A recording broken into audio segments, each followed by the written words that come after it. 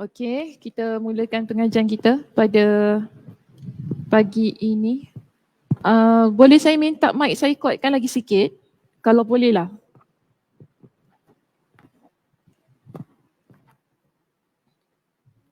Test.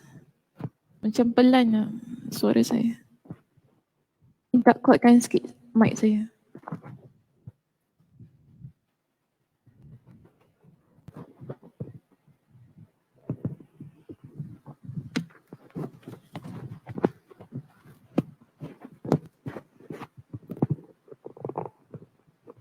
Okey, Okey, baik, kita mulakan pengajian kita pada pagi ini. Bismillahirrahmanirrahim. Innal hamdalillah nahmaduhu wa nasta'inuhu wa nastaghfiruh wa na'udzu billahi min syururi anfusina wa min sayyiati a'malina. Man yahdihillahu fala mudhillalah wa man yudlilhu fala hadiyalah. Wa asyhadu an la ilaha illallah wahdahu la syarikalah wa asyhadu anna Muhammadan abduhu wa rasuluh, amma ba'd. Rabbi syrah li sadri wa yassir li amri wahlul 'uqdatam min lisani yafqahu qawli. Rabbi zidni ilma warzuqni fahma. Allahumma inna nas'aluka ilman nafi'a wa rizqan tayyiba wa amalan mutaqabbala. Assalamualaikum warahmatullahi wabarakatuh. Apa khabar semuanya hari ini? Sihat? Kenapa semua tengok sana? Oh, dia tak zoom ke saya ya. Sila zoom ke saya. Zoom ke saya sila. Tak boleh zoom ke saya? Jauh sangat. Mana penjaganya?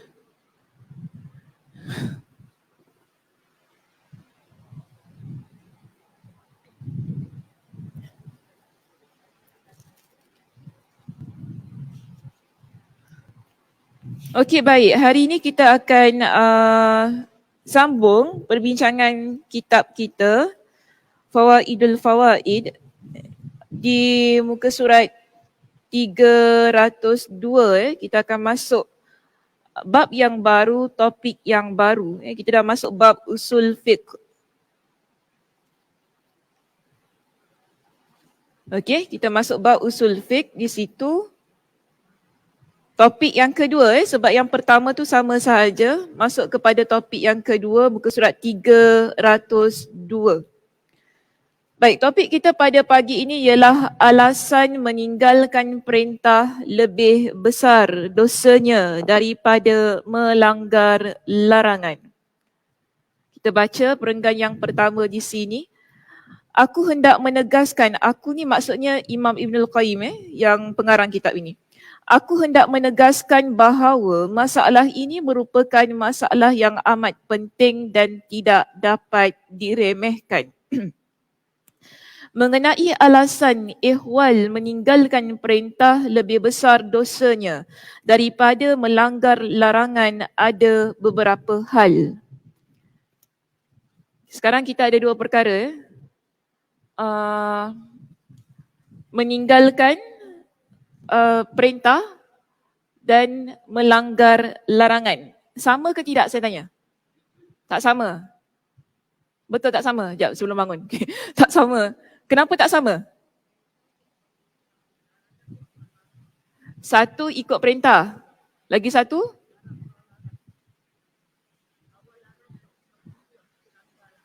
Allah larang kita langgar. Jadi dua perkara di sini. Okey. Dua-dua dosa ke tidak? Dosa. Sekarang kita nak bincangkan dua-dua perkara itu dosa. Tetapi meninggalkan perintah dilihat lebih dosa daripada melakukan melanggar larangan.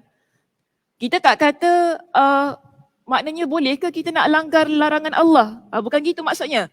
Dua-dua adalah perkara yang dosa, tetapi fokus perbincangan untuk mengingatkan kepada kita, kalau kita tinggalkan larangan Allah, ia lebih kalau kita tinggalkan perintah Allah, ianya lebih besar dosanya berbanding dengan dosa melanggar larangan Allah.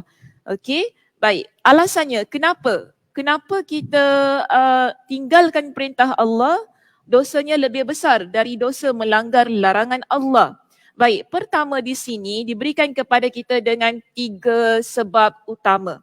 Ya, pertama, alasan yang dikemukakan oleh Sahal. Jadi ini merupakan pendapatlah yang diambil daripada Sahal radhiyallahu an, yang mana dia kata bahawasanya Allah Subhanahu wa taala menerima taubat Nabi Adam alaihi salam setelah beliau melanggar larangan Allah, iaitu memakan buah terlarang. Akan tetapi Allah tidak mengampuni iblis, iaitu musuh Allah, setelah dia meninggalkan perintahnya, iaitu tidak mahu bersujud kepada Nabi Adam.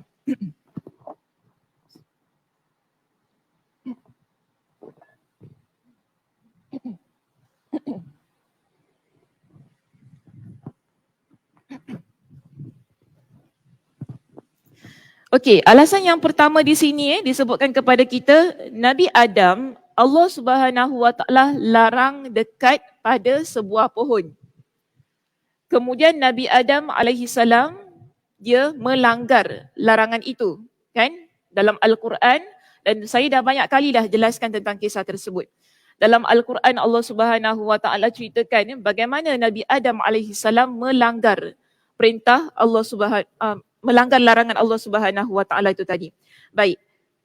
Tapi kemudian kita lihat bila Nabi Adam alaihi salam melanggar perintah tersebut, larangan tersebut, lalu dia bertaubat kepada Allah Subhanahu wa taala, Allah Subhanahu wa taala memberikan keampunan kepada dia. Berbeza dengan iblis laknatullah. Iblis laknatullah, Allah perintah pada dia apa? Sujud ataupun tunduk hormat pada Nabi Adam. Dia nak buat? Tak nak. Kenapa dia tak nak buat? Kenapa? Sebab dia ingat dia lebih mulia dari Nabi Adam. Kenapa dia ingat macam tu? Oh, tahu betul semua ni cerita ni. Tak payah cerita lagi lah, senang je cerita. Dia sebab dia diciptakan daripada api, Nabi Adam alaihi salam diciptakan daripada tanah. Jadi dia rasa dia tak layak untuk tunduk hormat kepada Nabi Adam alaihi salam dalam kes itu. Jadi dia langgar, dia meninggalkan perintah Allah Subhanahu wa taala. Kan? Adakah Allah Subhanahu wa taala ampuni dia? Tidak. Allah tak ampuni dia. Sebab apa? Dia rasa dia tak perlu bertaubat. ini saya nak kata gini ya, ini bezanya. Orang yang dia buat perkara, dia melanggar larangan Allah dan meninggalkan perintah Allah.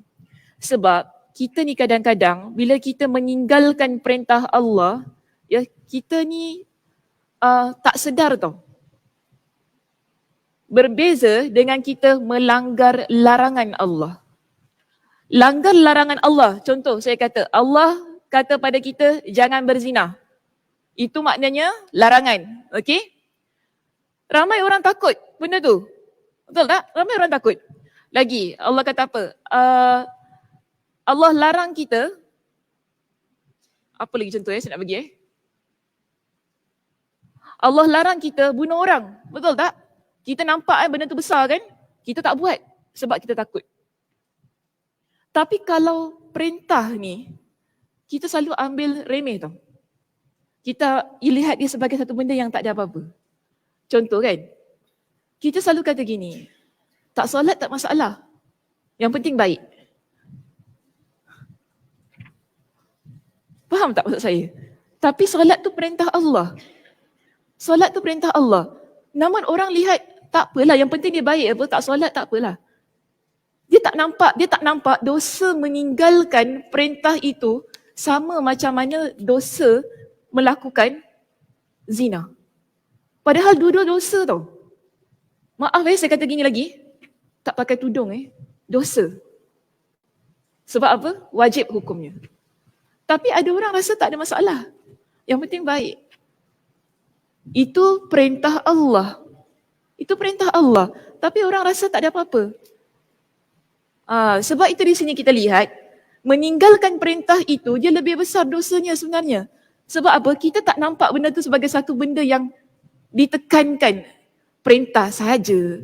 Kan? Kita tak nampak ia macam dosa zina, dosa bunuh orang, dosa apa lagi? Kita menzalimi orang lain, kita tak nampak semikian. Kita panggil dia dosa yang tak nampak. Macam tu kan? Dosa yang tak nampak. Tapi dosa. Dia tak nampak ia sebagai satu dosa. Padahal itu adalah perintah Allah Subhanahu Wa Taala. Okey? Baik, itu yang pertama kita lihat yang kedua. Dosa melanggar larangan biasanya terjadi kerana syahwat dan keinginan. Dan kebutuhan. Kebutuhan tu maksudnya keperluan. Ya, dosa melanggar larangan biasanya terjadi kerana syahwat dan keperluan yang kita nak dalam hati kita ini.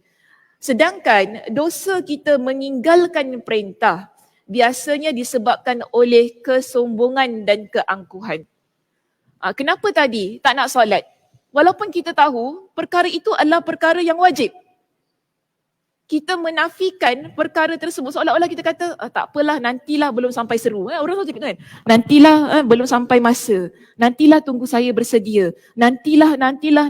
Tapi itu perintah Allah Subhanahu Wa Taala. Kenapa tak nak buat? Padahal kita tahu dosa tak? Kita tanya dosa tak? Dosa. Tapi kenapa tak nak buat? Tak nak buat. Maknanya apa? Nampak yang kita ni menafikan hal yang benar.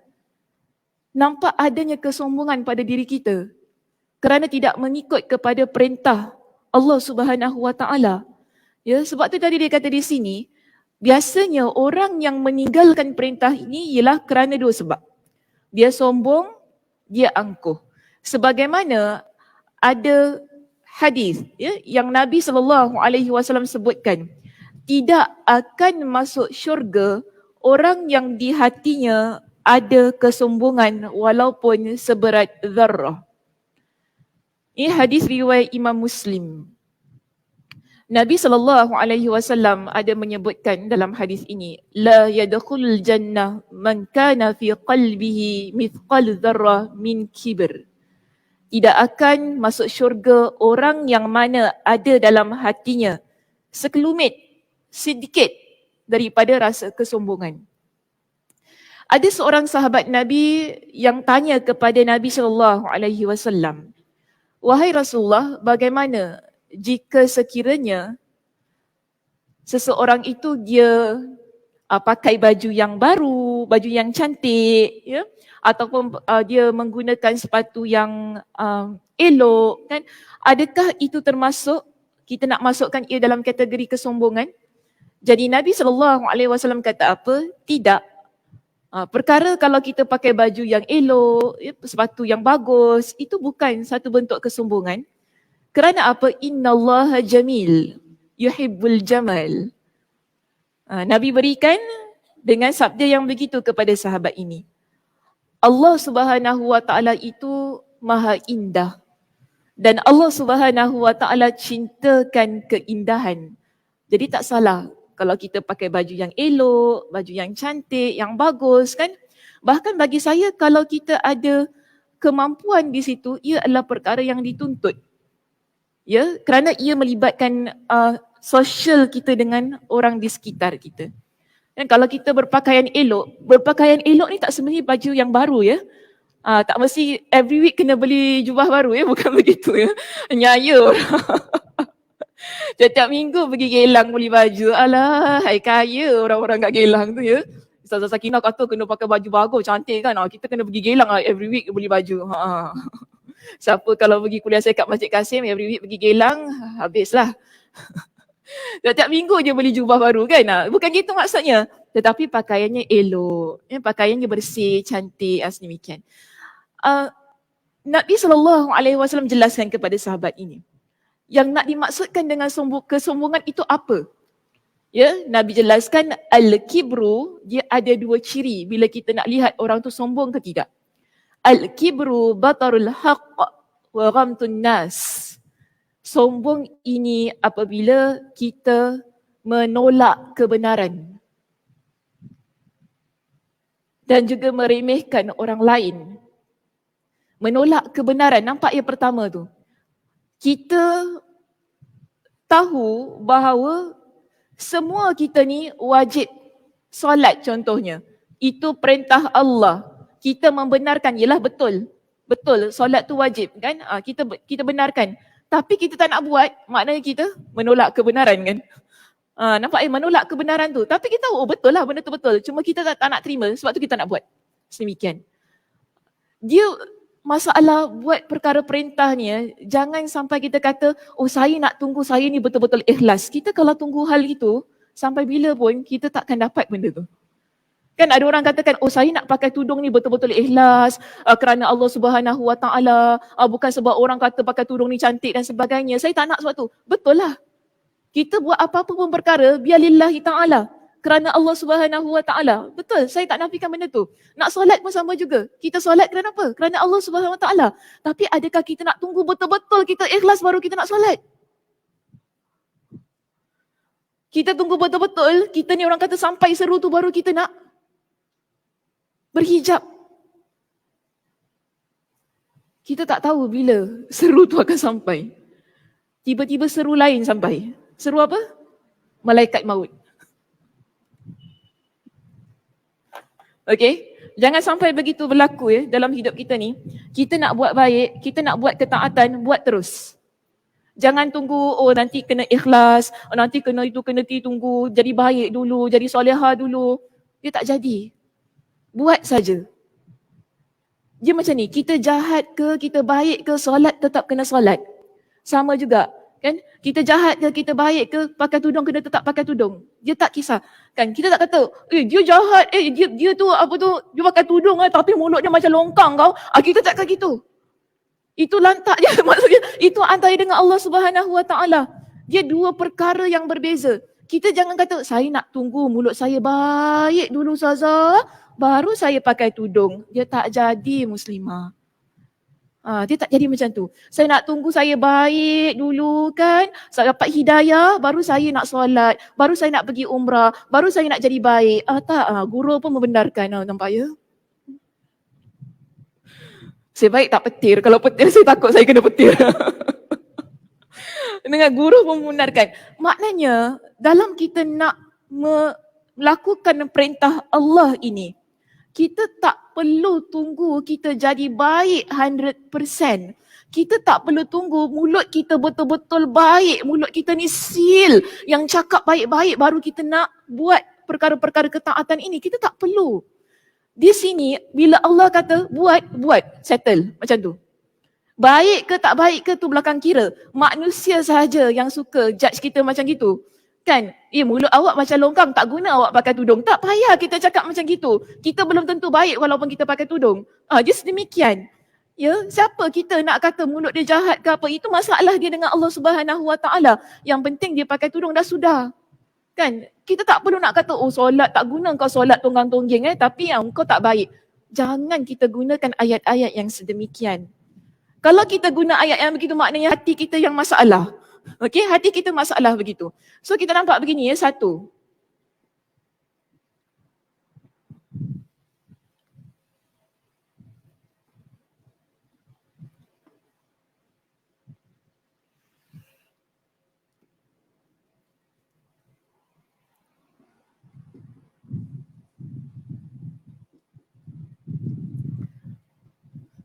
Meninggalkan perintah, kita ada dua, melanggar larangan.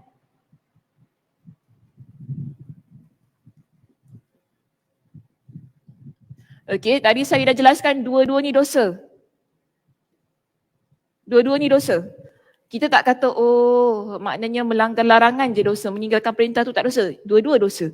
Tapi dalam perbincangan kita menunjukkan bahawa perkara ini lebih dosanya.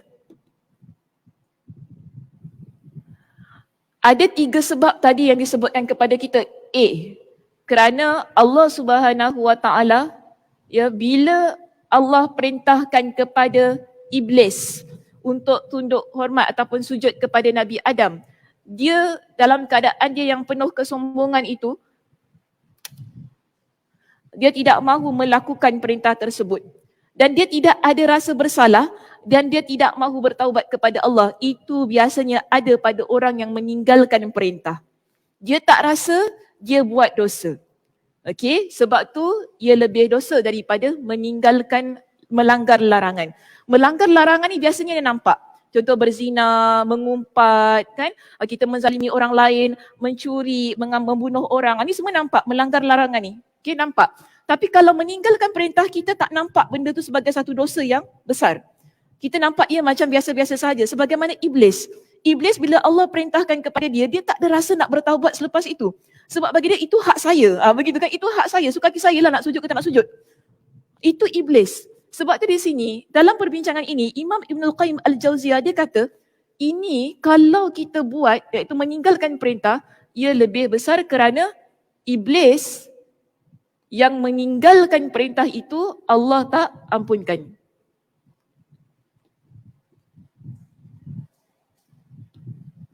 Okey, kita ada poin yang kedua dalam buku kita. Poin kita yang kedua, dia sebutkan biasanya orang yang melanggar perintah ini, dia ikut kepada keinginan syahwat dia, keperluan dia. Kan? Contoh saya kata, Allah Subhanahu Wa Taala, Nabi SAW dalam ayat Al-Quran, dalam hadis Nabi, larangan mengumpat itu jelas. Dalam Al-Quran Allah kata jangan kalian saling mengumpat. Dalam hadis Nabi SAW, Nabi juga kata demikian. Kita nampak dosanya benda tu macam makan daging saudara sendiri. Macam gitu rasanya kan. Kita nampak dosa tu. Okey, tapi kenapa ada antara kita buat? Sebab syok mengumpat orang. Dia ikut keinginan, nafsu syahwat dia. Seronok kita kalau cakap pasal orang, tak sedar rupanya dah sampai pukul 12 tengah malam duduk hari raya berbual pasal orang. Dia macam gitu, ikut kepada keinginan dan nafsu syahwat. Berbeza. Orang yang meninggalkan perintah, dia tak semestinya kerana keinginan dan nafsu syahwat dia, tapi kerana dia menolak kebenaran pada perintah itu. Kerana kesombongan dia, keangkuhannya, tidak mahu mengikut perintah Allah Subhanahu Wa Taala, sebagaimana iblis tadi juga. Kenapa dia tak ikut? Sombong. Okey? Dia angkuh, sombong angkuh sama lah ya. Kebeza tu, tak payah. Dan Nabi SAW dah sebutkan tadi, orang yang dalam hati dia ada sedikit pun rasa sombong, memang dia takkan masuk syurga. Itu yang Nabi SAW ingatkan. Kerana apa? Orang yang sombong, satu, dia menolak kebenaran. Saya dah sebutkan dua cirinya. Yang kedua apa tadi? Meremehkan orang lain. Okay, ciri kesombongan kita ada satu, tolak kebenaran.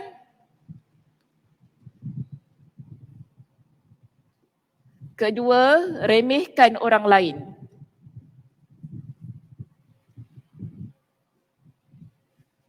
Okay, dalam konteks perbincangan kita, kita nampak yang nombor 1 tu di situ. Bila dia menolak kebenaran yang ada pada perintah Allah Subhanahu Wa Taala, sebab itu dia meninggalkan perintah tersebut. Okey, baik muslimah, kita lihat pada poin kita, belum habis lagi. Sebaliknya, akan masuk syurga orang yang mati membawa tauhid sekalipun dia pernah berzina. Macam mana tu? Orang sombong, dalam hati dia walaupun ada sikit rasa sombong, Nabi kata dia tak masuk syurga. Tapi orang yang mana dia berzina, dia mencuri, dia boleh masuk syurga.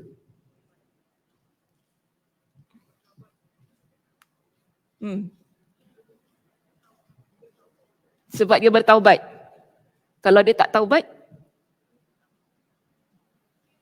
tak boleh masuk syurga.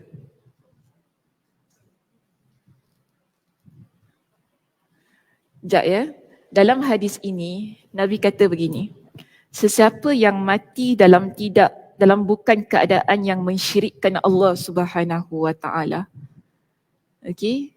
Allah Subhanahu Wa Taala akan masukkan dia dalam syurga. Abu Dzar radhiyallahu an ketika dia mendengar sabda Nabi ini, dia tanya kepada Nabi, wa in zana, walaupun dia seorang yang berzina, walaupun dia seorang yang mencuri? Nabi kata ya, walaupun dia seorang yang berzina dan walaupun dia seorang yang mencuri. Macam mana? Dia punya point kat situ ialah ada keimanan dalam hati dia. Tapi macam mana kalau dia tak bertaubat? Masih lagi boleh masuk syurga? Masih. Ya, fatwa ni macam mana? Kak Sum? Daripada tadi dia cakap-cakap, saya tak apa nak dengar. Macam mana? Kalimah syahadah kan. Ada satu kalimah syahadah tu kalau kita meninggal tu kan still dalam iman kan. Oh, sebab dia meninggal dalam keadaan beriman kepada Allah. Sebab tu dia boleh masuk syurga. Ada jawapan lain? Kak Nisan cakap apa? Tak ada. Sini? Cik cakap apa? Saya duduk jauh cik hari ni. Dia tidak meninggalkan perintah Allah. Sebab tu dia boleh masuk syurga. Walaupun dia berzina. Walaupun dia mencuri. Ada jawapan yang lain? Yang duduk-duduk belakang. Cik Ya nak jawab Cik Ya? Cik Ya kelip-kelip mata kat saya. Kenapa Cik Ya? Jangan jawab pasal suami lagi saya tak nak dengar. Macam mana Cik Ya? Sekejap. Apa dia? Sebab dia tak mensyirikkan Allah Subhanahu Wa Taala.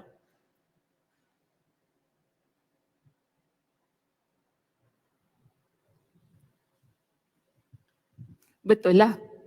Sebab dia tak mensyirikkan Allah Subhanahu Wa Taala, sebab dia mati dalam keadaan yang beriman, kan?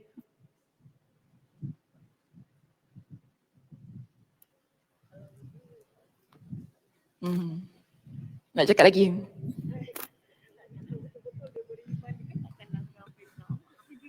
Oh, dia dah tukar dia punya ayat. Kalau dia betul-betul beriman kepada Allah, takkan dia langgar perintah Allah. Oh, jangan Kak Som, semua orang buat dosa Kak Som. Kita beriman kepada Allah tapi kita ada buat dosa kan? Betul lah. Kita tak kata, kalau kau betul-betul beriman kepada Allah, kau tak buat dosa. Tak juga. Kita beriman kepada Allah tapi kita tak terlepas daripada dosa. Ada dosa yang kita lakukan, yang kita sedar ataupun tidak kita sedar. Cuma di sini ialah kita lihat Nabi SAW nak tunjukkan kepada kita orang yang berzina, orang yang dia mencuri, dia masuk sini kan? Melanggar larangan Allah kan? Sebab Allah larang kita mencuri, Allah larang kita berzina. Tapi kalau orang yang sombong tadi, nak masuk mana? Satu, kenapa? Sebab dia tolak kebenaran. Nampak ya? Sebab dia tolak kebenaran. Jadi kita nampak dosa sombong itu lebih besar daripada dosa berzina, dosa mencuri. Tiga-tiga tu dosa, kita tak nafikan. Ya, orang sombong dosa, orang mencuri dosa, orang berzina dosa. Tiga-tiganya berdosa. Tetapi Nabi SAW ingatkan kepada kita, orang yang mana bila dia meninggal dunia, dia mati dengan keadaan yang tidak mensyirikkan Allah Subhanahu Wa Taala, Allah akan masukkan dia dalam syurga.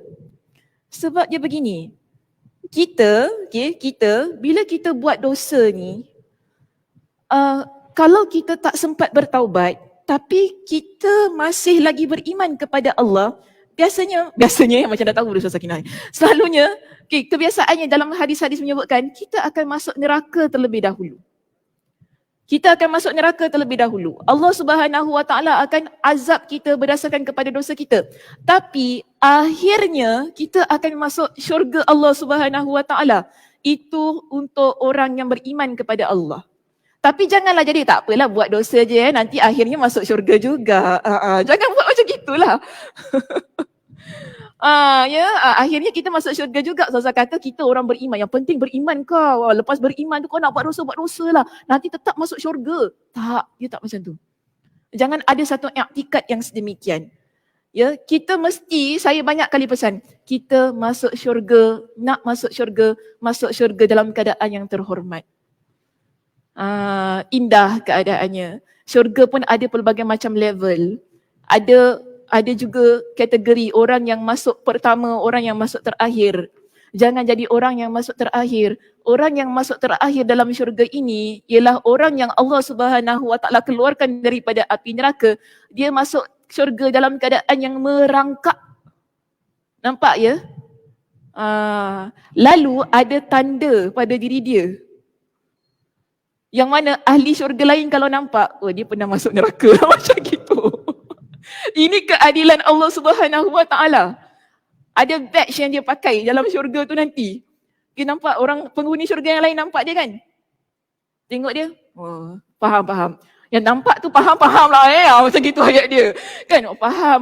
Oh, tengok nampak dia sebab dia ada tanda. Tanda yang menunjukkan dia dulu pernah masuk di dalam neraka Allah Subhanahu Wa Taala. Allah Subhanahu Wa Taala dah bersihkan dia lalu dia masuk ke dalam syurga. Maknanya itu keadilan Allah Subhanahu Wa Taala. Bayangkan kalau Allah berikan dia dengan level yang sama dengan orang yang tak pernah buat dosa. Mana letaknya keadilan Allah? Kan kita jangan cakap kalau gitu Allah tak adil lah masuk dalam syurga level lain-lain. Of course lah. Kan? Yang datang awal duduk depan bukan? Yang datang lambat duduk belakang macam itu. Jadi dalam keadaan yang mana kita jangan pertikaikan ya apa yang Allah Subhanahu Wa Taala tentukan berkenaan dengan syurga dan neraka itu tadi. So di sini tugas kita ialah kita nak buat dua-dua ni. Maksudnya kita nak lakukan perintah Allah, kita nak tinggalkan larangan Allah. Bila kita jadi insan yang betul ingat, saya kena buat perintah Allah, saya juga kena tinggalkan larangan Allah. Bermakna kita berusaha menjadi seorang muslimah yang jauh daripada dosa dan maksiat. Okay, so dua perkara ni kena ingat ya pada diri masing-masing. Baik, seterusnya kita lihat pada poin kita yang ketiga di sini. Yang ketiga, melaksanakan perintah lebih dicintai daripada meninggalkan larangan. Dengan maksud bukan kita kata orang yang dia berusaha meninggalkan larangan Allah, iaitu dia berusaha meninggalkan zina, dia tidak menyakiti orang lain, tidak menzalimi orang lain. Bukan kita kata Allah tak cinta dia. Okey, bukan kita kata Allah tak cinta dia. Allah cinta dia. Tetapi Allah lebih cinta orang yang melaksanakan perintah Allah. Sebagaimana tadi, orang yang dia meninggalkan perintah, dosanya lebih besar. Tapi kalau dia buat, dia lebih dicintai oleh Allah Subhanahu Wa Taala. Okey, baik kita baca ya perenggan ini. Contohnya, kenapa poin kita yang ketiga di sini dia letakkan melaksanakan perintah lebih dicintai daripada meninggalkan larangan. Baik, pernyataan tersebut sebagaimana ditunjukkan oleh sejumlah nas. Maknanya Imam Ibnul Qayyim ni bila dia keluarkan statement tu bukan saja-saja tau. Ya, ada dasarnya, ada reference dia. Kenapa dia kata orang yang melaksanakan perintah lebih Allah cintai? Kerana ada banyak ayat Al-Quran yang menunjukkan sedemikian. Pertama, okay, dan juga hadis Nabi SAW. Pertama, dia sebutkan di situ, di antara sabda-sabda Nabi SAW, sebagaimana berikut ini. Nabi kata apa? Ahabbul a'mal ilallahi salatu ala waqtiha. Amal perbuatan yang paling dicintai Allah adalah melaksanakan solat tepat pada waktunya. Ini perintah. Ya, ini perintah. Jadi Allah Subhanahu Wa Taala cinta orang yang menyegerakan. Bila dah sampai masuk waktu solat, dia segerakan. Tapi bukan kita kata, oh kalau kita solat lewat Allah tak cintalah. Allah cinta juga, tapi lain keadaan dia. Allah lebih cintai mereka yang mana mengawalkan solatnya, menyegerakan solatnya. Kerana dia tidak terlibat ataupun dia lebih mementingkan solat itu daripada perkara-perkara remeh lain lah yang mungkin dia lakukan. Okey, baik. Seterusnya, yang kedua, dalil yang kedua. Qala, Nabi SAW bersabda. Okey. Nabi beritahu kepada para sahabat, ala unabbiukum bi khairi a'malikum. Kita ada beberapa perkara di sini. Okey, kita lihat satu persatu. Ala unabbiukum bi khairi a'malikum. Maukah ku beritahukan kepada kamu, kepada kalian tentang sebaik-baik amal perbuatan kalian. Okey, satu, ia adalah sebaik-baik amal. Lalu Nabi kata, wa azkaha inda malikikum. Dan amalan ini ia paling suci, paling bersih di sisi Tuhan kalian. Wa arfa'iha fi darajatikum. Dan amalan ini ia lebih mengangkat darjat kita kalau kita buat di sisi Allah Subhanahu Wa Taala. Nombor 3. Seterusnya Nabi kata, wa khairul lakum min an talqaw aduwakum fatadribu a'naqahum wa yadribu a'naqakum. Dan yang keempat Nabi sebutkan, dan amalan ini ia lebih baik daripada kalian keluar bertemu dengan musuh, yang mana dalam keadaan itu kalian memenggal leher mereka dan mereka memenggal leher kalian. Maknanya keluar berjihad. Okay? Dan kita tahu amalan keluar berjihad itu pada zaman Nabi, ia adalah sesuatu yang besar pahalanya di sisi Allah Subhanahu Wa Taala. Jadi di kalangan para sahabat, bila mereka mendengar ada 4 keutamaan amalan ini, mereka kata kepada Nabi, bala ya Rasulullah. Ya wahai Rasulullah, tentu saja. Okay, kami nak tahu tentang amalan itu. Nabi jawab simple. Qala zikrullah. Iaitu berzikir kepada Allah Subhanahu Wa Taala. Zikir kepada Allah Subhanahu Wa Taala dilihat sebagai amalan yang paling baik. Amalan yang paling suci. Amalan yang meninggikan darjat seseorang di sisi Allah. Amalan yang lebih baik daripada keluar berjihad.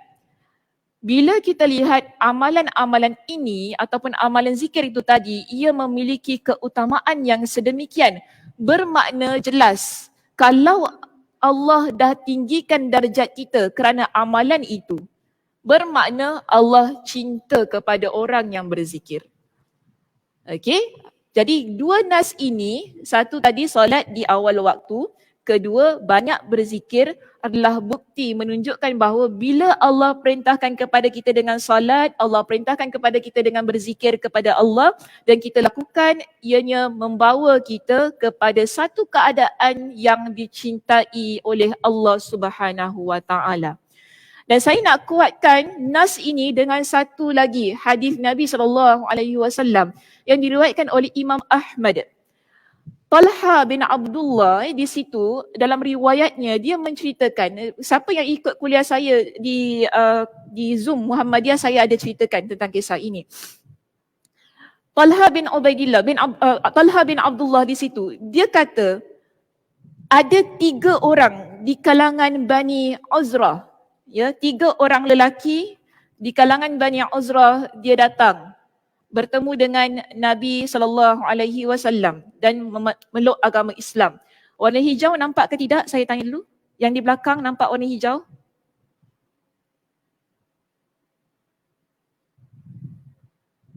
Macam kurang terang. Sekejap ya.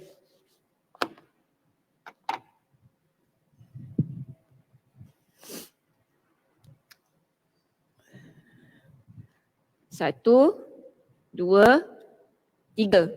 Okay, kita ada 3 orang lelaki daripada Bani apa tadi saya sebut? Bani Uzrah. 3 orang lelaki daripada Bani Uzrah, mereka datang jumpa dengan Nabi SAW dan memeluk agama Islam. Jadi Nabi tanya kepada para sahabat, siapa yang nak jaga 3 orang ni?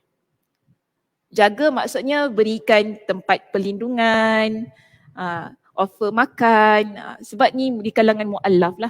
Biasanya mereka ni akan tinggalkan ahli keluarga mereka kan, datang ke Madinah, tidak ada tempat tinggal, belum ada lagi pekerjaan. Sebab tu Nabi tanya kepada para sahabat, siapa yang nak bantu jaga 3 orang ini? Jadi Talha dia tampil ke hadapan, dia offer diri dia. Dia kata, saya wahai Rasulullah. Okay, jadi dia jaga 3 lelaki ini. Talha kata apa? Dia perhatikan 3 orang lelaki ini. Yang pertama, dia ikut Nabi SAW pergi berperang. Dan Talha kata apa? Lelaki yang pertama, dia ikut Nabi SAW pergi berperang, dia mati syahid. Okay?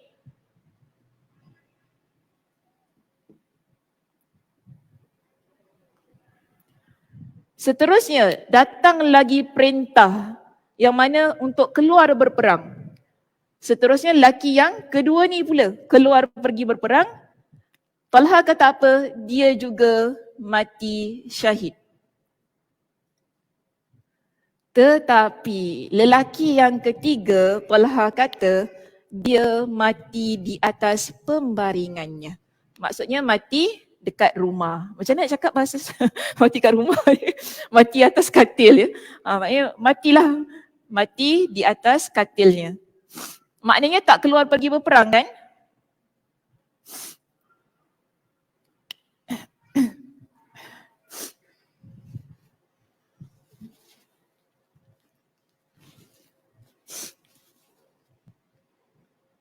Banyak tisu kat rumah. Mak saya kata, banyaknya tisu atas meja.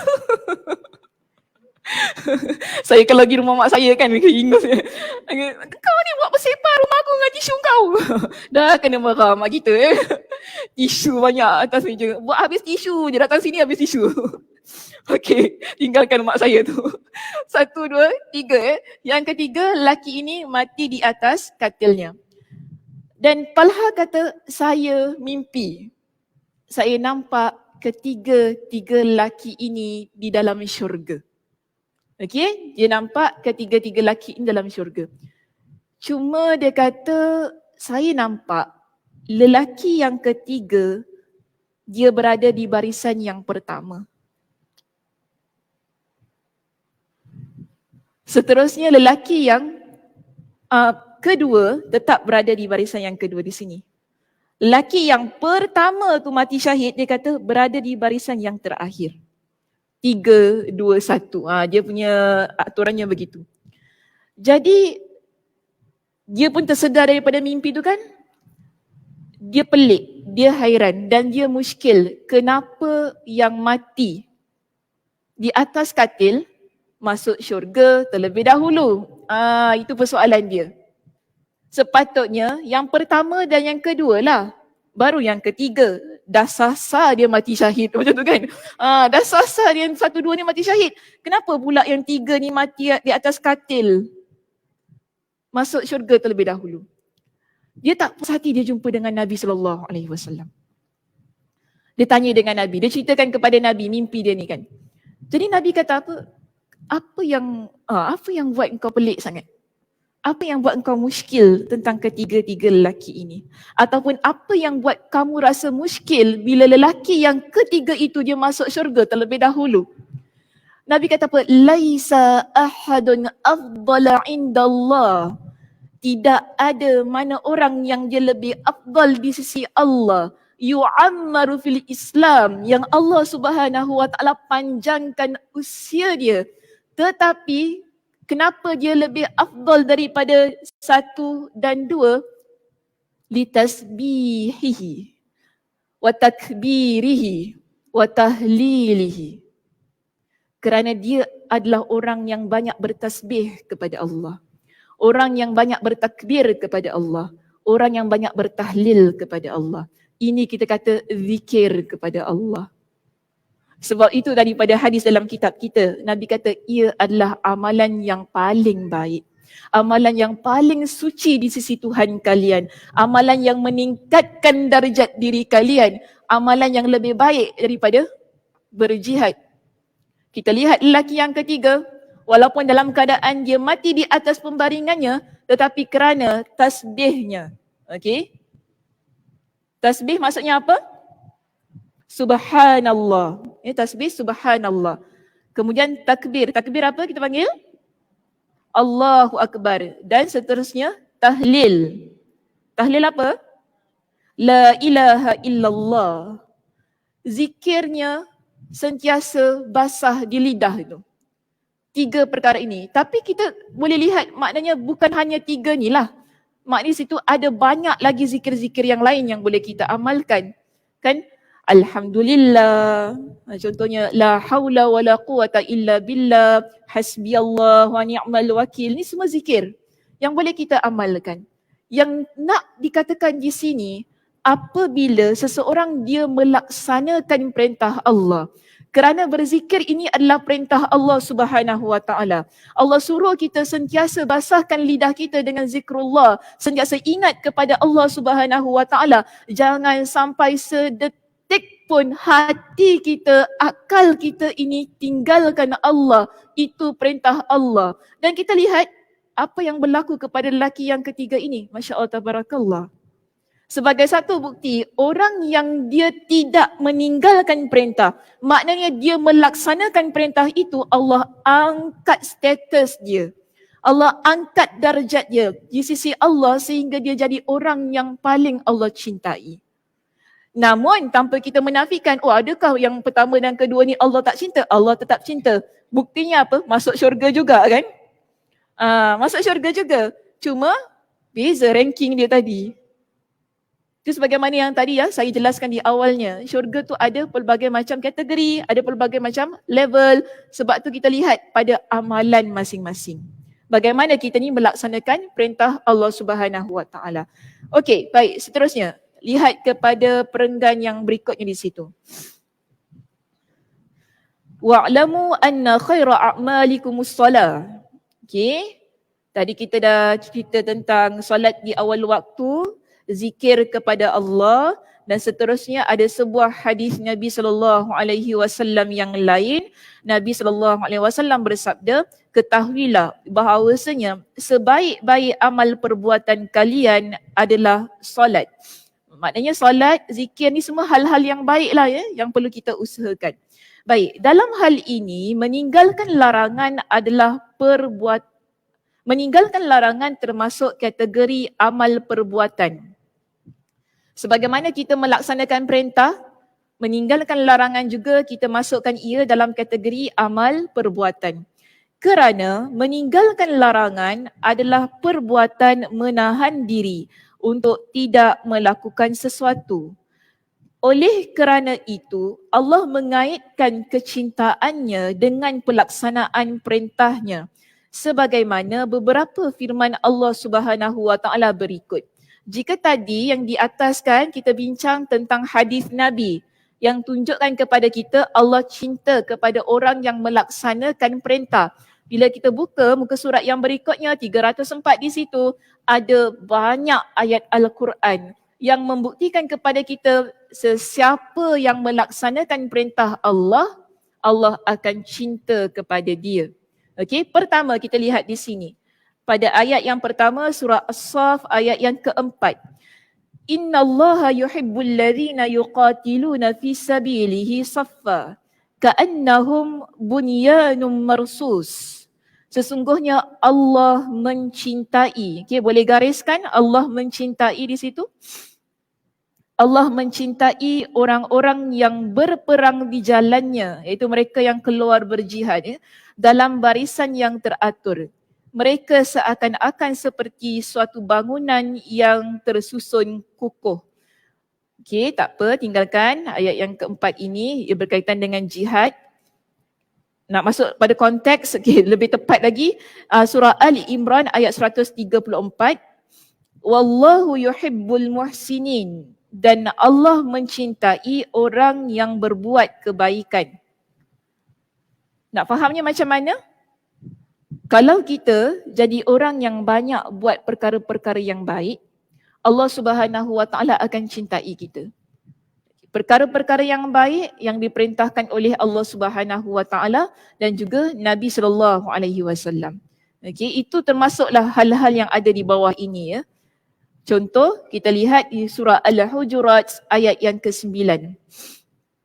Wa aqsitu innallaha yuhibbul muqsitin. Berlaku adillah, sesungguhnya Allah mencintai orang-orang yang berlaku adil. Okey, mencintai, ada satu poin di situ. Seterusnya, wallahu yuhibbus sabirin, dan Allah mencintai orang-orang yang sabar.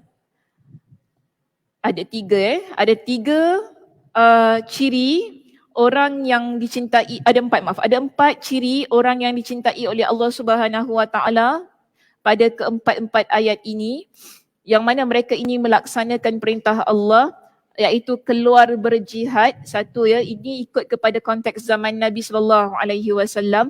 Seterusnya yang kedua, menjadi orang yang baik. Yang ketiga, menjadi orang yang berlaku adil. Yang keempat, menjadi orang yang sabar.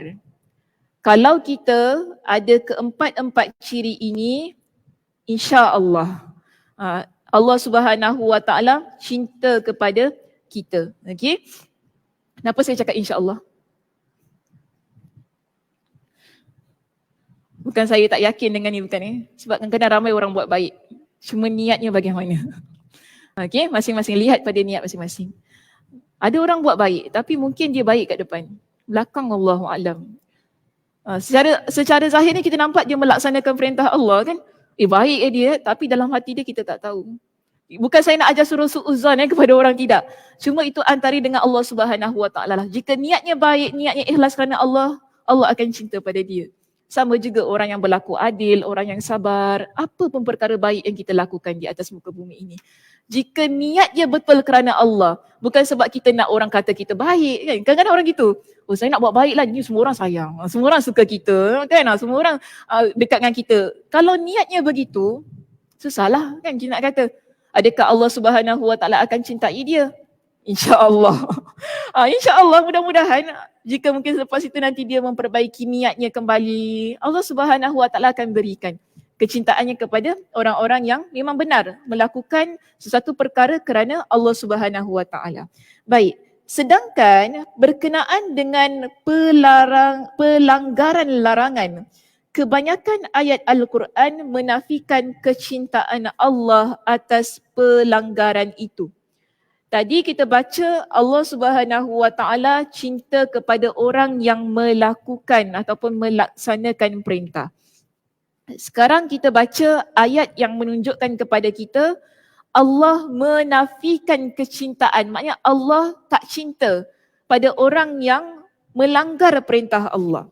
Contoh, kita lihat dalam surah Al-Baqarah ayat 205, Allah Subhanahu Wa Taala berfirman, wallahu la yuhibbul fasad, sedang Allah tidak menyukai kerosakan.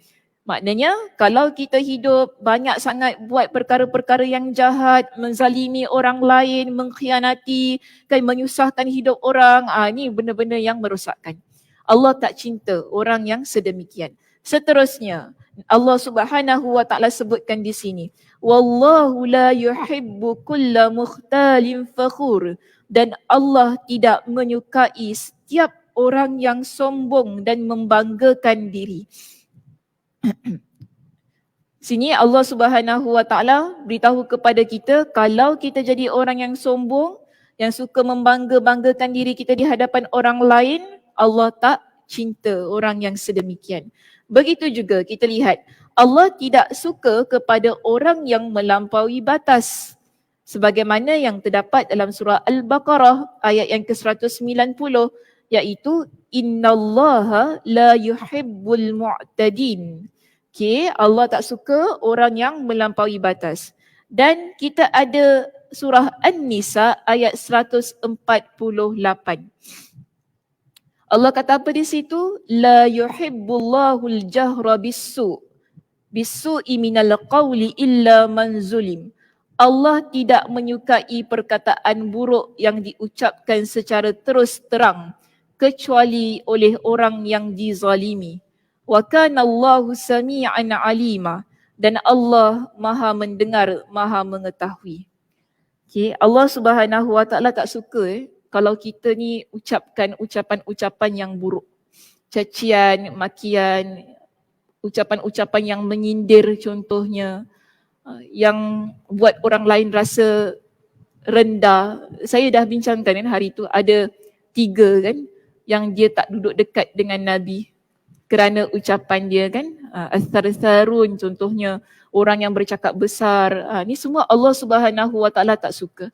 Sebab itu Nabi kata orang yang begitu dia tak duduk dekat dengan aku di dalam syurga.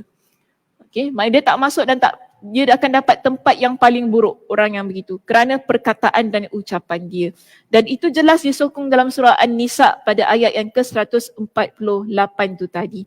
Okey, surah An-Nisa ayat 36 tu tak apa, dia sama dengan surah Al-Hadid ayat yang ke-23 berkenaan dengan orang yang sombong dan membanggakan diri, dan seterusnya kata dan ayat-ayat yang semisalnya, ayat-ayat yang sama dengan apa yang dah kita baca berkenaan dengan orang yang buat kerosakan, orang yang sombong, membanggakan diri, melampaui batas dan memiliki ucapan-ucapan yang kasar. Jadi Allah Subhanahu Wa Taala tidak suka dengan orang-orang yang begini kerana mereka melakukan apa yang Allah Subhanahu Wa Taala larang. Okey. Baik, seterusnya, begitu pula ditegaskan dalam firman-Nya. Di dalam ayat lain dinyatakan bahawa Allah membenci dan memurkai perbuatan melanggar larangan. Sebagaimana dalam firman-Nya, kullu dzalika kana sayyi'uhu 'inda rabbika makruha. Semua itu kejahatannya amat dibenci di sisi Rabb-mu. Surah Al-Isra ayat 38.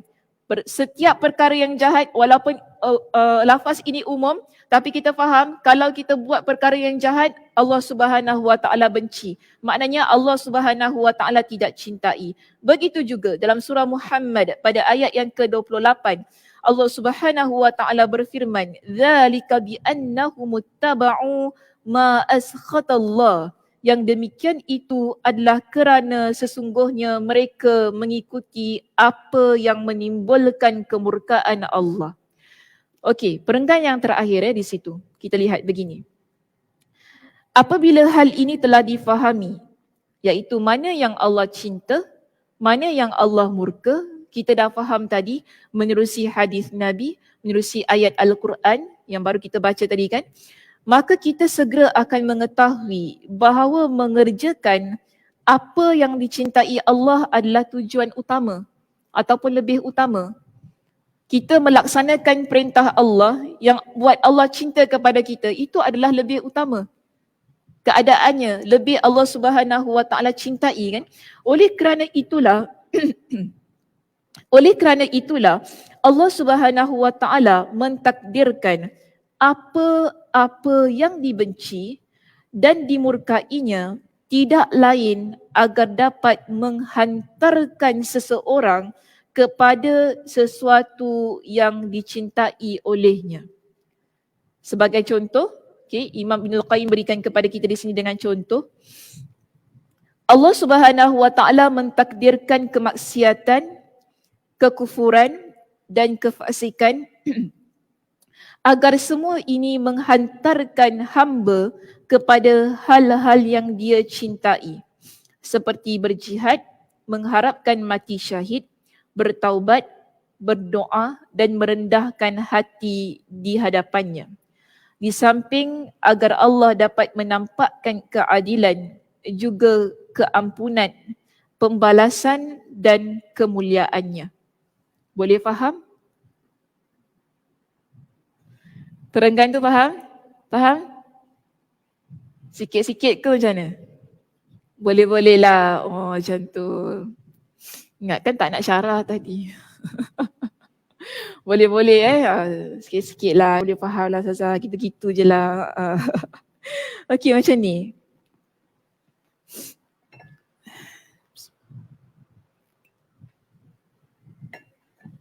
Kita lihat begini Muslimah. Ada dalam hidup kita ini Allah Subhanahu Wa Taala takdirkan dengan satu yang tidak kita sukai kan. Contoh kematian, penyakit. Ni perkara-perkara yang kita tak suka. Ataupun ada takdir, contoh memang kalau kita buat maksiat itu memang takdir Allah Subhanahu Wa Taala.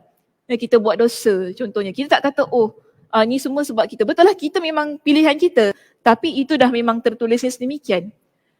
Namun kenapa Allah Subhanahu Wa Taala takdirkan perkara-perkara yang kita tak suka itu tadi? Sebab daripada semua itu kita akan jadi orang yang berjalan pada satu jalan menuju kepada Allah Subhanahu Wa Taala. Contoh yang mudah saya berikan begini. Kalau kita sakit, tak semua orang boleh terima diri mereka berpenyakit. Itu takdir Allah. Tak semua orang boleh terima dengan redha, dengan sabar. Tak semua orang boleh dia rasa diri dia, kenapa mesti saya? Dia sesungguhnya kenapa mesti saya? Kenapa bukan orang lain? Kita tak suka. Kita berada pada takdir yang sedemikian. Kalau tak jaga betul-betul, kita boleh jadi orang yang berdosa. Betul tak? Bila kita dah menafikan takdir Allah contohnya, dosa tu. Kita kata, saya tak boleh terimalah semua ni. Allah tak adil buat saya jadi sakit. Kenapa tak Ustazah Sakinah yang sakit? Macam itulah kan. Kenapa mesti saya? Dia tu cakap 24 jam tak habis-habis, mekak aja. Biarlah mulut dia sakit, mulut saya pula sakit. Dia menolak takdir Allah, meletakkan itu kepada kesalahan orang lain. Kita nampak, dosa tahu benda tu. Itu maksiat yang kita buat. Lalu kita pun ucap perkataan-perkataan yang menyakitkan. Ini semua ucapan-ucapan yang boleh bawa kita kepada dosa. Tapi kita tak sedar benda tu. Kita tak sedar. Sedangkan tadi kita dah baca Allah perintahkan kita supaya cakap perkara-perkara yang baik. Kan? Allah Subhanahu Wa Taala tak suka orang yang kalau dia ucap ucapan yang buruk. Dan Allah Subhanahu Wa Taala cinta kepada orang yang sabar. Kita dah belajar tadi. Bayangkan takdir itu Allah berikan kepada kita, lalu kita tak mampu menjadi orang yang menerima takdir tersebut dengan hati yang tenang, hati yang lapang, hati yang betul-betul berserah diri kepada Allah. Kalau kita tak letakkan keadaan kita pada situasi itu, kita boleh buat perkara-perkara yang maksiat. Tetapi Allah memang takdirkan itu supaya tujuannya kita balik ke pangkal jalan. Just demikian. Balik ke jalan yang Allah cintai. Supaya kita tinggalkan perkara yang mungkar, perkara dosa. Kita kalau sakit, orang yang beriman ni betul-betul kita akan tinggalkan hal-hal yang lama-lama kan. Kita akan taubat kepada Allah Subhanahu Wa Taala. Kita dah tak ada fikir dah, kita dah tak ada rasa dah nak buat dosa dah. Sebab kita fikir mati je, dia macam tu. Tinggal dah kita benda-benda yang berdosa tu kan, kita dah ingat, dulu saya buat tu, saya buat ini. Kita akan balik kepada Allah Subhanahu Wa Taala. Itu indahnya takdir Allah yang tidak baik. Kalau kita orang beriman, kita akan lihat yang sedemikian. Lalu kita hiasi takdir yang tak baik itu tadi dengan kesabaran. Allah berikan kepada kita dengan pahala lagi yang berlipat ganda. Kan ada seorang wanita yang dia berteriak di tepi kuburan anaknya. Dia nangis, betul-betul nangis, pekik-pekik kat tepi kuburan anaknya tu kan. Nabi nampak je, Nabi kata kepada sabar. Wahai wanita sabar, ittaqillah. Nabi kata bertakwalah engkau kepada Allah. Sebab ujian Allah kita mesti ada takwa. Takwa tu maksudnya meninggalkan larangan Allah, melaksanakan perintah Allah. Jangan lupa maksud takwa. Kalau kita dapat ujian Allah tapi tak ada takwa, itu yang akan kita buat perkara-perkara yang Allah larang. Kita akan tinggalkan perintah Allah. Jadi Nabi ingatkan kepada wanita ini, Nabi nampak dia dekat tepi kuburan tu menangis, melalak, meraung. Ingat ya, dalam agama kita berlaku kematian haram hukumnya meraung. Niyahah namanya, haram hukumnya. Tak boleh meraung, tarik tudung sana gini-gini, tak boleh. Haram hukumnya. Nangis boleh tapi tak boleh sampai meraung-raung. Jadi wanita tu lakukan sedemikian. Nabi kata kepada dia, ittaqillaha wasbiri. Bertakwalah engkau kepada Allah dan sabar. Wanita ni kata, aku beli apa kau cakap pasal sabar? Tu. Ini nampak ya orang kalau dah kena musibah, dia tak fikir dah lagi nasihat orang lain. Dia kata kepada Nabi, kau tak tahu apa-apa pasal aku, kau pergi. Balik sudahlah. Kan bla bla bla bla. Macam tu. Itu ayat, itu bukan ayat Nabi itu kan. Itu ayat saya. Kita nak ikut kepada konteks ni kan. Kita boleh cakap gitu.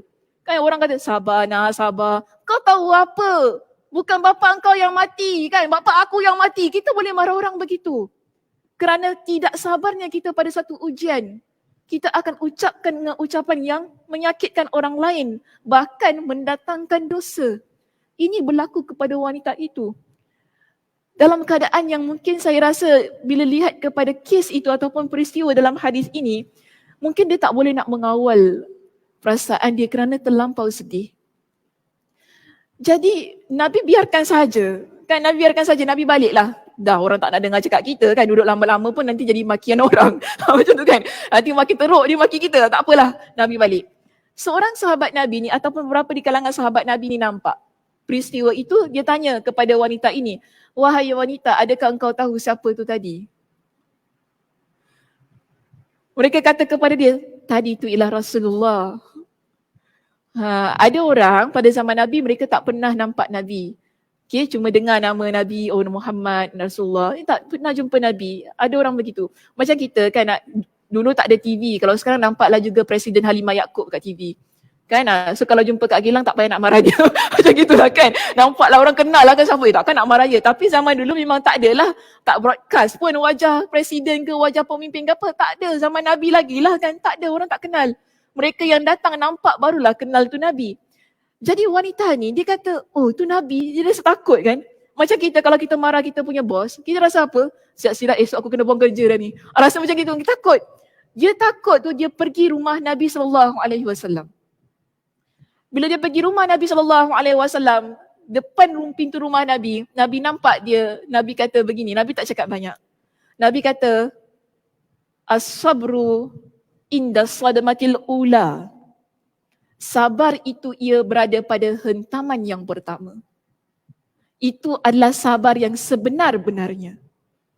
Bila Allah takdirkan kita dengan satu perkara, waktu itulah kita sabar. Pada hentaman yang pertama itu, ia berlaku pada waktu itu. Kita dah belajar, kita kena sabar. Waktu itu juga kita sabar. Ia adalah sabar yang sebenar-benarnya yang diajarkan oleh Nabi SAW. Dia bukan lepas dah meraung atau pekik terlolong tepi kubur tu baru kita nak sabar. Bukan begitu keadaannya. Ya, bila Allah SWT kabarkan kepada kita, mungkin kita dapat satu berita. Okay, sabar. Tapi kita tahu, kita dah pekik-pekik dulu tau. Selalu kita macam tu kan. Pada takdir yang tak baik ni kan, kenapa? Oh, nangis macam-macam. Macam-macam kita ucapkan ucapan yang buang sana, buang sini. Tangan kita ni orang perempuan macam itu lah. Tak tahu lah orang lelaki ada macam tu ke tidak. Jarang nak nampak lah, mungkin ada. Jarang nampak. Tapi biasanya orang perempuan berlaku sedemikian. Namun, Nabi ajarkan kepada kita, orang yang sabar, dapat berita, dapat satu perkara yang menyakitkan itu, sabarlah kita pada waktu itu. Pada hentaman yang pertama. Orang yang sedemikian, itulah tadi Allah kata, innallaha yuhibbus sabirin. Sesungguhnya Allah SWT dia cinta kepada orang-orang yang sabar. Keadaan tersebut bawa kita, keadaan yang menyakitkan itu tadi, bila kita hadapi ia dengan taqwa, iaitu melaksanakan perintah Allah, meninggalkan larangan Allah, ia akan bawa kita pada satu keadaan, pada situasi yang Allah SWT cinta. Sebagaimana orang yang sabar tadi. Poin kita yang penting, saya nak tutup pengajian kita pada pagi ini begini. Poin yang penting kita pada pagi ini ialah satu. Bagaimana dalam setiap keadaan kita menjadi seorang muslimah yang hatinya sabar melaksanakan perintah Allah. Sebab nak buat perintah Allah bukan perkara yang mudah. Ya, tak mudah. Berbeza dengan meninggalkan larangan Allah ataupun melanggar larangan Allah. Kita kalau nak buat jahat, tak perlu orang suruh tahu biasanya. Kan? Macam saya kata tadi, kita kalau nak mengumpat orang, kita tak perlu, jom kita mengumpat. Ada macam gitu? Tak ada. Dia akan terus-terus berlaku. Kan? Dia, jom kita ni, jom. Tak ada. Dan kalaupun kita kata kita diajak buat perkara yang jahat, biasanya kita tak fikir panjang. Biasanya saya kata, kita akan terus buat, nanti lepas buat baru kita fikir. Itu berkaitan dengan larangan. Tapi kalau perintah ni nak suruh solat, ya Allah. Nak suruh pakai tudung, ya Allah. Nak suruh call mak pun, ya Allah. Susah. Perkara-perkara yang baik ni susah. Sangat susah. Tapi kita tahu benda tu baik. Cuma susah. Sebab tu saya kata poinnya, bagaimana kita ni sabar nak buat perintah Allah. Nak melaksanakan perintah Allah tu tadi. Kan? Hati kita ni kena kuat. Hati kita kena mantap bila kita buat perintah Allah. Kita nak laksanakan perintah Allah Subhanahu Wa Taala. Sebab itu Nabi SAW, saya nak bawa sebuah hadis. Hadis ni agak panjang, tapi saya nak tutup perbincangan kita dengan hadis ini. Ada satu masa Nabi SAW dia lewat jadi imam solat subuh. Sampai di kalangan sahabat kata, sampai nak habis waktu tu baru Nabi keluar. Masuk secara bergegas, masuk ke masjid ni, imamkan kami solat. Jadi lepas solat tu, Nabi terus paling ke belakang. Nabi kata, jangan pergi mana-mana, stay sini dulu. Nabi kata gitu kepada para sahabat. Kami duduk di situ tunggu apa yang Nabi SAW ingin sampaikan. Jadi Nabi kata apa? Aku akan ceritakan kepada kalian apa sebenarnya yang membuatkan aku lambat pada pagi ini untuk menjadi imam solat. Nabi kata, malam tadi macam biasalah. Aku bangun untuk solat malam, ambil wuduk lalu solat malam. Tapi kemudiannya aku rasa mengantuk. Nabi tertidur. Dan Nabi kata pada aku keadaan tertidur itu berlaku dialog antara aku dan Allah Subhanahu Wa Taala. Jadi Allah tanya kepada aku, okey? Saya ubah ceritanya macam ini. Allah Subhanahu Wa Taala tanya kepada Nabi SAW. Allah tanya kepada Nabi, wahai Muhammad, adakah engkau tahu apakah yang diperdebatkan oleh malaikat yang tertinggi di atas langit? Nabi kata, aku tak tahu. Dan Allah Subhanahu Wa Taala ulang soalan yang sama sebanyak 3 kali. Lalu Nabi kata, aku pun jawab, setelah 3 kali aku pun jawab kepada Allah, yang diperdebatkan oleh malaikat di atas ialah tentang hal-hal yang boleh menghapuskan dosa. Allah tanya kepada Nabi SAW, apa dia?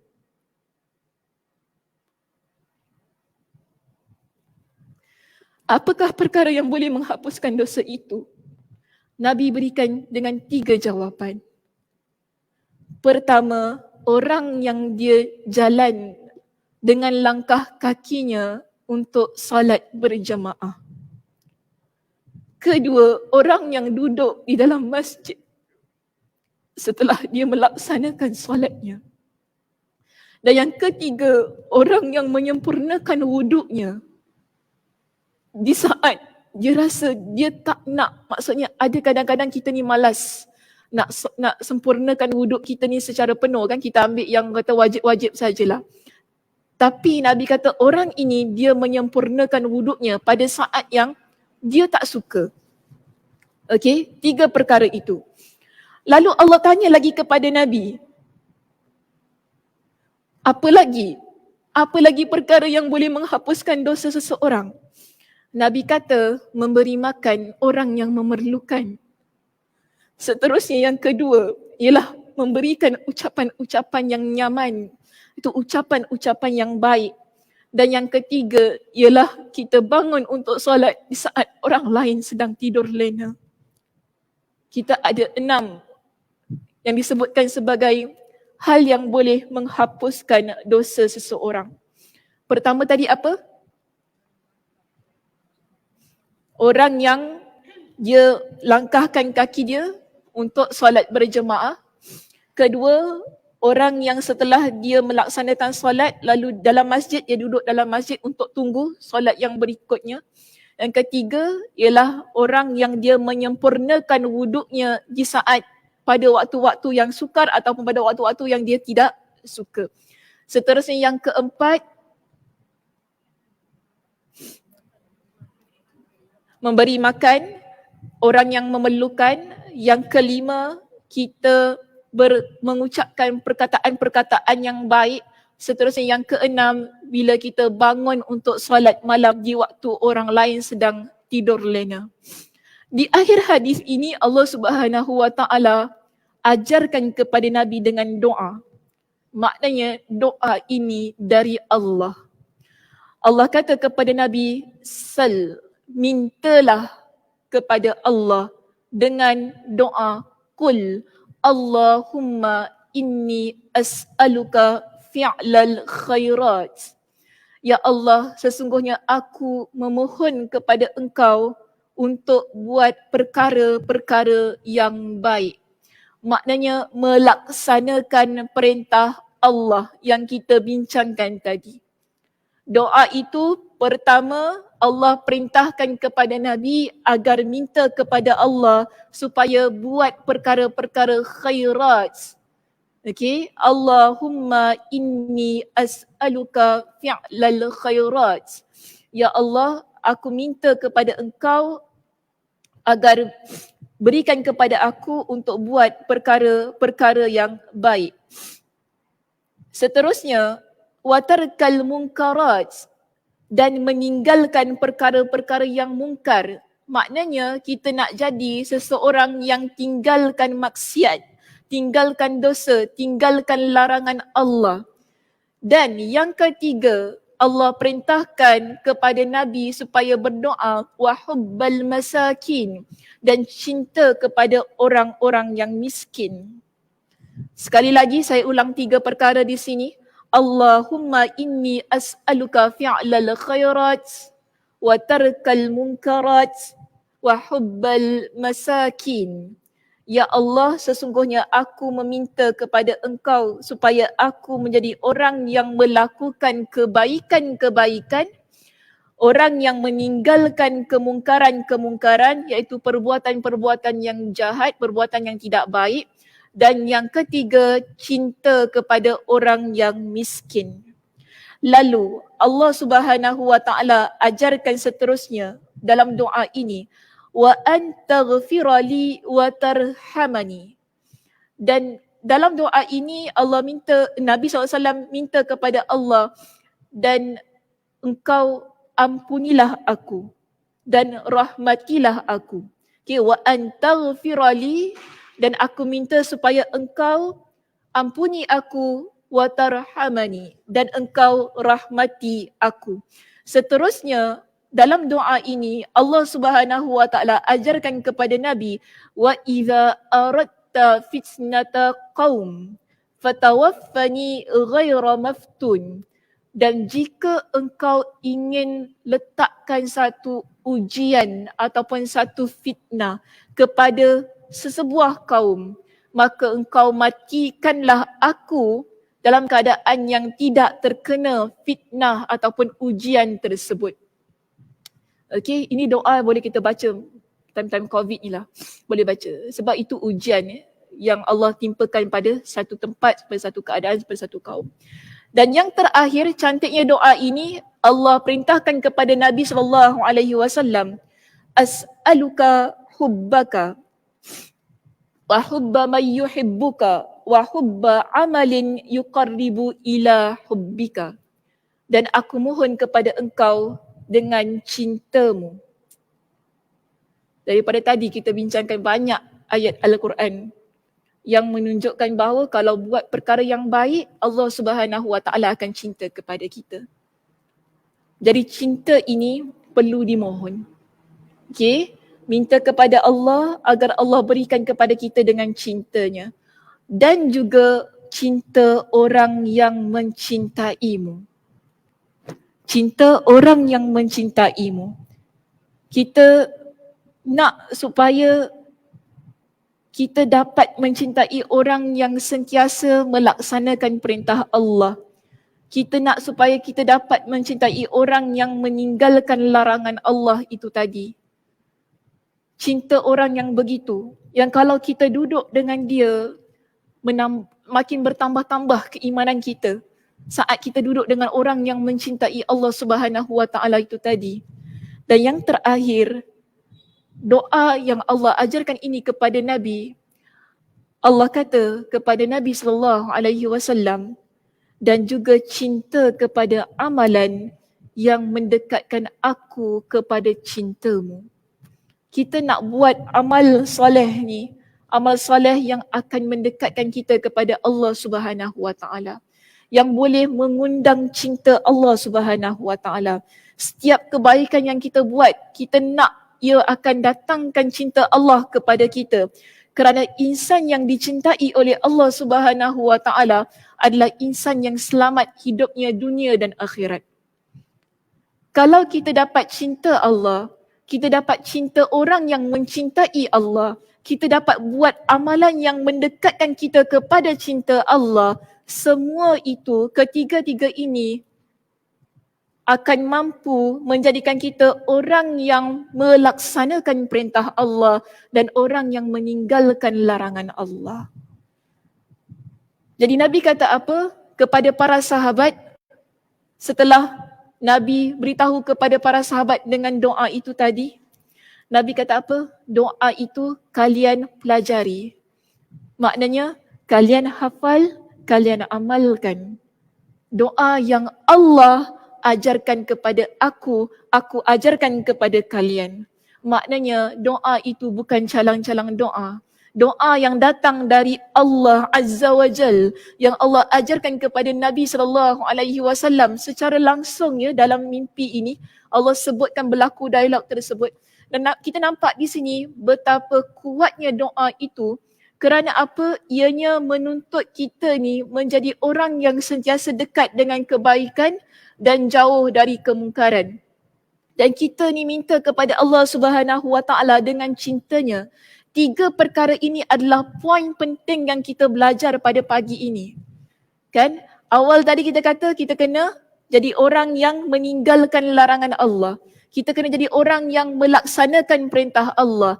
Dan seterusnya, kedua-dua orang yang ada ciri ini, Allah Subhanahu Wa Taala akan cintai mereka.